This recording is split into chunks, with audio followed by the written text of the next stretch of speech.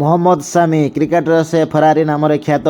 ବିଶ୍ୱକପ୍ ବେଳେ ତାଙ୍କୁ ଏହି ଖ୍ୟାତି ଦେଇଥିଲେ ଅନେକ କ୍ରିକେଟର। ଭାରତର ଏହି ଷ୍ଟାର ବୋଲର ମହମ୍ମଦ ସାମି ଆହତଜନିତ କାରଣରୁ କ୍ରିକେଟରୁ ବିରତି ନେଇଛନ୍ତି। ଏହି ଆହତ ହେତୁ 33 ବର୍ଷୀୟ ମହମ୍ମଦ ସାମି ଭାରତ ଇଂଲଣ୍ଡ ମଧ୍ୟରେ ଚାଲିଥିବା ଘରୋଇ ସିରିଜରୁ ବାହାର ହୋଇଛନ୍ତି। ଖେଳରୁ ବିରତ ନେଇଛନ୍ତି ସତ, କିନ୍ତୁ କ୍ରିକେଟ ପ୍ରତି ତାଙ୍କର ଉତ୍ସାହ କମିନି।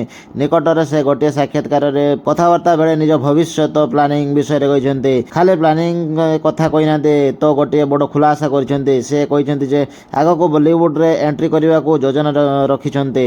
ଏନେଇ ସେ ନିଜେ ସ୍ପଷ୍ଟ କରିଛନ୍ତି। କାରଣ ନିକଟରେ ତାଙ୍କର ବାୟୋପିକ୍ ଆସିବା ନେଇ ଚର୍ଚ୍ଚା ହେଉଥିଲା। ହେଲେ ତାଙ୍କର ଏହି ବାୟୋପିକ୍ରେ ସେ କାହାକୁ ଦେଖିବାକୁ ପସନ୍ଦ କରିବେ ବୋଲି ପ୍ରଶ୍ନ ପଚରାଯାଇଥିଲେ ସଙ୍ଗେ ସଙ୍ଗେ ସେ ହସି ହସି କହିଥିଲେ ଯେ ମୋ ବାୟୋପିକ୍ରେ ମୁଁ ନିଜେ ଅଭିନୟ କରିବି। ଯଦିଓ ଏବେ ସେ ବିଷୟରେ କିଛି ସ୍ଥିର ହୋଇନି, କିନ୍ତୁ ଭବିଷ୍ୟତରେ ଏମିତି କରିବାର ଯୋଜନା ଅଛି।